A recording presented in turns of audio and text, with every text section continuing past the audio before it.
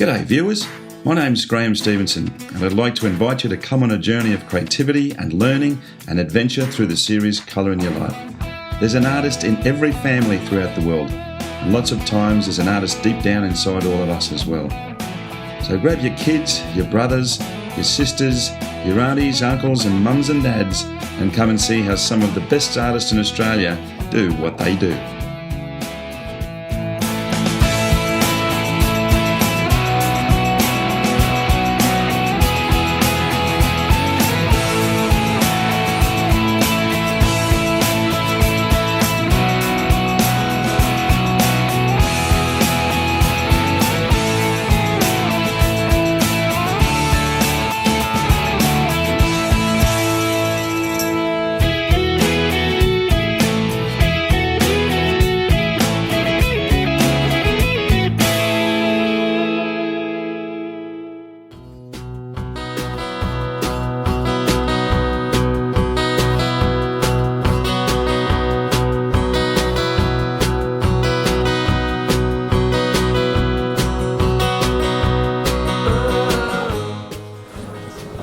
G'day guys, how are you? I'm good, Graeme. How are you, mate? See you, Pete. Good to see you. Carolyn, how are you? Well. Viewers, I'd like to introduce you to Peter Mortimore and Carolyn. Now, both of these guys are incredible business people, but they actually also own two galleries, one in Bangalore and one in Byron Bay called the Blue Bicycle Gallery, isn't it? Blue Bicycle dish, yeah. And this one's called the Windhorse Gallery. Windhorse Gallery, yeah. So, and it's just an incredible little space. I mean, you obviously sort of see some of the shots that we're actually doing at the moment. But it's an art gallery come artist type haven, isn't it? It is, yes. What sort of stuff do you sell in here? A lot of local. Okay. We keep lots of bits and pieces, scarves and jewellery and a few antiques and collectibles, but I like to keep most of my stock that's coming in from local, very arty, crafty people that we have in this area. It's fantastic. Great, there's some great stuff in there, really is. I mean, but also some incredible paintings, and that's the reason we've come to see you specifically today, is that Peter is a very well-renowned equine artist and also just about anything to do with horses, isn't it? It's a favoured subject, yeah. Absolutely, Yeah. and you actually breed horses as well. It's a self-indulgence, but I do breed horses, yeah. So what type of horses are they? Well, I've got thoroughbred mares, chestnut thoroughbred mares, and I own a Cremello quarter horse stallion, so I'm breeding Palominos. Okay. Which is since I was a child, I've always loved Palominos. So. And I just heard recently that somebody phoned you about a horse that was very similar to Secretariat. Now, we don't really know the details yet, do we? No, well, I received a phone call from the United States, Tacoma in Washington, and they're the owners of Seattle Slew, so they're going to ring me back, but I'm not sure what that's all about. Yeah. It's about artwork, mate. It has to be. You're a genius. But what we're going to do is we're going to head out to the Blue Bicycle Gallery, which is where Peter's gallery and studio is, and we're going to spend the day with Pete looking at what he does. He does watercolours, he works in oils and acrylics.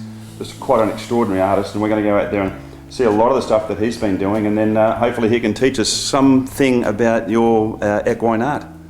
I will try to. We'll look forward to it. We're going to head out there now. Thanks, guys.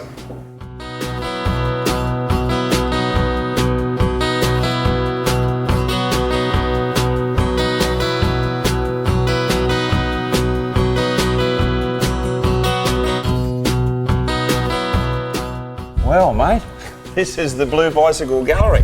This is it. And your studio as well. Yeah, it's not normally set up like this, but this is it. Yeah, the gallery, and I often paint downstairs here. The light's good, and it's amazing. This is what I use. Yeah. So this is some of actually these are some of your works over here as well. Yeah, they are. Yes, they are. That's amazing. I mean, so you're a little bit influenced by surrealism as well, are you? Yeah, I like layering different images at times instead of just a standard, like this one here, just an image of a landscape or drawing. I'm playing around with this a lot more now. But the outback of Australia, the ruggedness of Australia has really influenced you a great deal, hasn't it? Oh, definitely, yeah. No, massive influence on it, yeah. It's an extraordinary piece. I mean, as I said, I love this surrealist aspect about it and the light switch at the bottom. Yeah. I think that's I've named this painting Outback Memory, and it's all about a visit or a stay in in rural Australia and images that come back to you that are indelibly printed in your mind. The kangaroo and the wren, the galar's always it's a very common outback bird. And people often comment on the, the lovely white starkness of lots of the gum trees on the riverbanks. And so the idea was that the image, be it a photograph, whatever it is taped to the wall to give you that memory. And this is a potted plant of a red river gum. And the light switch down the bottom here. Yeah, and the polished floorboard and the kicking board just to represent that urban side of it. So it's just some of these subtle techniques that you've got in here are just really, really great. They're just wonderful. Yeah, it's building up layers. Drawing's the thing I love doing the most, but so I'm comfortable doing the scratching in and all that sort of stuff because it's like drawing. I use small brushes. But in saying that, that's what you're going to be doing with this morning. Well, actually, we're going to be doing two things today. We're going to be doing a drawing, and then we're going to be working on one of your oil paintings as well. Yeah, we're working on some drawings and just sort of showing. I've got some drawings here I need to finish off, and then there's a painting that I'm not happy with. So and that sort of thing. Let's go and get stuck into it then. That'll be good. Thanks, bud. Well, rightio, Pete. Well, have a look at this. This is pretty impressive. Now, I've got to say to you, I don't, because I draw myself, of course, but it's the first time I've ever seen a horse picture done in red pencil, but it looks sensational. So what sort of pencils are you using and what type of paper is this?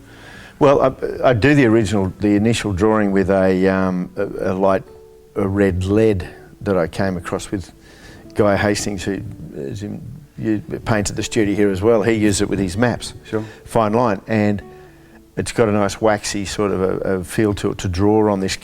I like coloured paper and textured paper. It's wonderful, isn't it? To draw on, yeah. And then over the top, I've just got the Conti. Just add different colour and stuff to it with Conti to build it up. So. Yeah. And then to get the detail, when I started to draw them, I wasn't really getting the clarity of the image when I moved away from it, which is why I draw with it standing up, because I can get away from it and have a look at it. So I then come back over just with the lead pencil just to refine the drawing and the images of it, yeah. And to get the detail. The eye is the thing. If you don't get an eye of a horse, I think you lose really the character of the horse. So. Absolutely, and the fact that you obviously breed horses yourself. I do, yeah. Yeah, I just heard you had one of your stallions come up to the property up here. Yes, yeah. He's a as I was saying earlier, he's a cremello, white horse. Yeah, well, basically white. He's a cream-coloured horse, but when he's clean, he's white. But yeah, beautiful headed horse. I've done lots of drawings of him. Just a lovely headed horse, and this is actually a mare that I've owned in the past. And this is a head of a stallion that I found. But I use photographs a lot to start the drawings. Yeah. And then over years of drawing, I've become pretty comfortable with muscle and form of horses, so I don't really need it, but just to get that initial, and to make sure I get the proportion, the perspective. Proportion is the most important thing on a horse. Yeah, absolutely, with a horse. If the ears are wrong. And it's just a case of taking care. Yeah.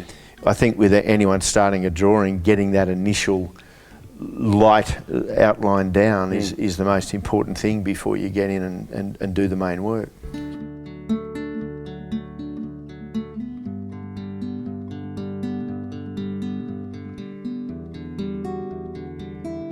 It's going to move on now and actually really start to put some meat on these bones, I suppose you could say. And you're actually saying one thing to me, that breathing is really important when it comes to drawing. Can you tell me more about that? Yeah, because we're using our arm and upper bodies, obviously, with lungs. I think that by controlling breathing, in doing detail work, I think it's important. It's relaxing as well. I find it really therapeutic. Is probably not the word, but it is absolutely relaxing. I love drawing so much because of that. I think because you control your breathing to get your fine lines, and you've got to hold your breath to get different parts in the drawing and to work your drawing up. And because of that, I think it's important to do it as well. It's one thing, I think, to learn to control, to do that. With people that I've taught drawing to, one of the issues is that, it's that relaxing. And I think if you can breathe and relax in your drawing, I think you do enjoy drawing a lot better. Absolutely. But drawing's like anything in art, it's an individual thing. And we said earlier, the more you draw, I think the better. It's stating the obvious, the better you become. And it's really the foundation of everything you're going to do in the end, isn't it? Yeah, I actually, with my paintings, they're complete drawings before I paint them because I knew no better. I thought that's what everyone did. And I really envy artists that just will do a few flicks and a few scrapes of a sketch with a brush and then away they go. Or indeed, I've even seen some artists that start from the top left-hand corner and they'll work all the way across and this painting appears out of it. Wonderful stuff. I can't do it. I need to see what I'm painting. I need the tone on first before I paint over the tone. So that's why drawing, I think, has become an important, part of my art, and that is because it also forms the skeleton on which I hang paint in a painting. So absolutely. Even watercolour in particular. Well, and actually, this is this Canson paper? Yeah, this is a Canson paper. It's a coloured paper. I like their papers in particular because I like it with. It's not a heavy tooth, but it's just got enough. You can see the texture in through here. Yeah. I really. I like that finish, and it's a tough paper. Yeah. I erase a lot because everything's got to be spot on. Little edges around here that I might need to clean up, or around the top here, I can take that off. It's a particularly good paper, and they've got lovely tones in their paper. They've got a good range of papers. It's really, and it's really consistent, isn't it? It is, yeah, it All is. the way through, Yeah. You don't see any flaws in it at all. It's Yeah. really, really good stuff. If there's any flaw in it, it's my drawing. So, No, they're a particularly nice paper. Yeah. But in saying that, well, let's watch what you do and your expertise these days. Well, the next stage with the drawing, I've got the light coming from this side of the horse. Yeah. And this is forming a heavy shadow down the neck of the horse. And with this lead, I build it up first, and then over the top of that, I just get a darker pencil, which is this Conti one, and then you just build that up, and that gets that consistency. It sort of fills the spaces, really. That's right. Yeah, that's right. So that they don't have any problem with each other going over the same. No, they don't. And then you can actually come back over with this as well. And then the same thing with the lead. With the lead, you can see in the area here where I've darkened that for it to stand out. You then can come back in again, and it takes it beautifully. Oh yes. Back over the top like that. This whole area here will be shadow. Yeah. This area here cast by the head of the horse, and then I'll bring light and that back in through here, down the neck of the horse. But it's a case of, I think drawing's a case of observing your subject, most importantly. Get a good understanding of what you're going to do. It doesn't matter what it is. If you're drawing a simple flower bud, it's worth studying it first to get the light to work out how you want that to work within your own painting or your own drawing. And as I say, a lot of drawings just hang for that little bit of that 5 minutes of observing what you're drawing and then working it from there. But look, everything in this crazy art game is an individual thing. I like the fact that I take a lot of time with my drawing, and I enjoy that. Yeah, they're very, and with a lot of your work that I've seen, and actually, the funny part about it was you and I met 2.5 years ago at the Melbourne Art Trade Fair. Yeah, we did. I said, "Who is this tall John Wayne type handsome man across from me?" You must have been and we actually got on pretty well that day. Didn't we? Did. It's like there was a friendship struck up straight away, which was great. And then obviously Pete's moved into this area, which is wonderful to have him here too. But a lot of your work is just really meticulous. I mean, particularly your saddle pieces, which I just think are unreal. They're just amazing. Yeah, it's a body of work I'm doing at the moment. Riding myself, I've always loved the image of the stock saddle, and it seems to work so comfortably with the image of the horse. Obviously, it does. It's you use it to ride on, but there's a real synergy between the two, and it's so intriguing. It's like painting. It's like painting and drawing. The saddlers have got their own mark they leave on the saddle, whether it's it doesn't matter, the height of the candle, the shape of the candle, everything. It's just such a wonderful thing. So I'm wanting to record that. Yeah. And they're real characters too. Saddlers, saddlers are great blokes. Yeah, great blokes. I mean, even each saddle is got its own character. Yeah. They just they speak to you. Yeah, they do. R.M. Williams, who's he's probably the foremost known saddler come bootmaker in Australia. And I'm going to head over to South Australia and draw his saddle over there, and I'm really looking forward to doing that. Yeah, but it's iconic. The Australian stock saddle is something that's our own. You've got the big American, the American horn saddles and the English riding saddles and the Argentine polo saddles and all the rest, but we're the only ones that sort of with the stock saddle. And I've been told that a lot of the American horsemen, once they've tried the Australian stock saddle, find it an exceptionally comfortable saddle as well. So That's great, isn't it? yeah, it is good. Yeah, We'll be not only exporting saddles, but Peter Mortimore to the States. God help the States. I don't know.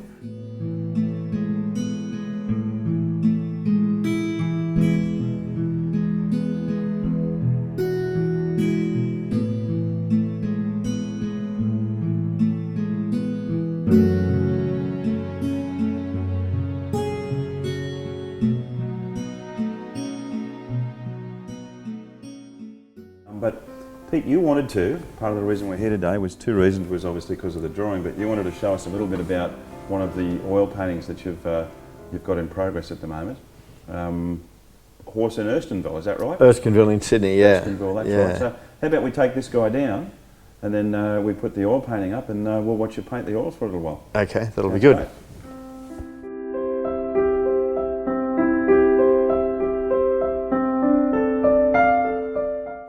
Well, as you can see, viewers, Pete's actually put this magnificent work up here. It's quite extraordinary. I love the perspective you've got in here as well, mate. It's just wonderful. And you're going to be working on this horse for us. Yes, in looking at it away, the light doesn't work on this horse, so I just want to bring the detail up in him and also the light, so it works with the background. That's a wonderful piece. Let's let you get stuck into it then. Shall do.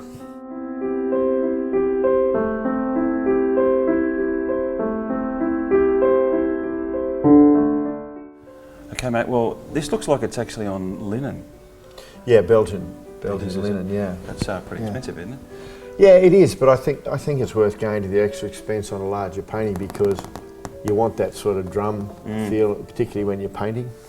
And Belgian linen seems to retain that. Yeah. I can just see from the angle here the really fineness of the stitch. It's beautiful. Yeah, we'll see, because like earlier I loved drawing. By giving this a couple of coats of gesso and sanding it back, I almost get that paper-like sort of feel to the drawing. Yeah, because this is all drawn underneath first. Yeah, I mean, I love the perspective in this picture. So you're about to use some archival oils. Why are you using archival oils on pictures like this? Well, I like the consistency of their colour and mixing. I just found with some oils, if like the standard forms of mixing colour, putting blue and yellow and getting green, the archivals in particular, I have confidence using archivals on for that reason. Plus, they're really lovely to apply, and you don't get cracking. Some paints I've used in the past, you'll get a cracking in certain areas. Sure. I don't get that with archival. It's great, isn't it? It's amazing. Yeah. So They're a lovely paint to use. Let's look at what you do then. So, and it's obviously just the highlights that we're working on, but and the most important thing, obviously, in painting or just about anything, I suppose, direction of light, isn't it? Sure. This painting I had considered finished, but I didn't like it because this is the main subject. But I wasn't drawn to that as much as I wanted it to be. Sure. The light is coming from obviously this direction by these shadows and this falling here. There will be reflected light, as we talked earlier in the drawing, and I didn't think that I had. Well, I definitely don't. There's no thinking. I don't have that showing sufficiently enough within the horse, which is the main subject. The guy's face is going to be obscured a bit, but it's really getting the light into the horse here and getting his form a lot stronger. All right, we'll let you get into it. No sweat.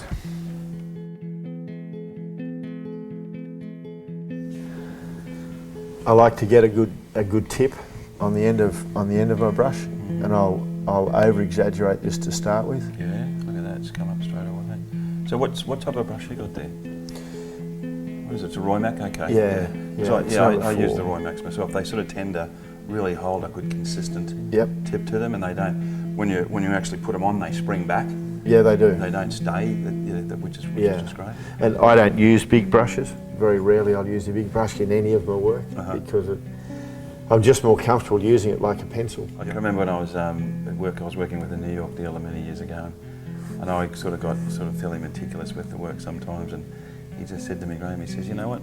Sometimes less is more. Yeah. So don't overwork it. I mean, just leave the stroke there so that the stroke tells the story instead of having to drive it into the canvas. Yeah, yeah. And you see some of the the great masters in the past. It was you're drawn to either just a brush stroke that lit up an ocean or lit up a tree or lit up a mountain or lit up a Monet's a beautiful example. Yeah. Beautiful example. Yeah.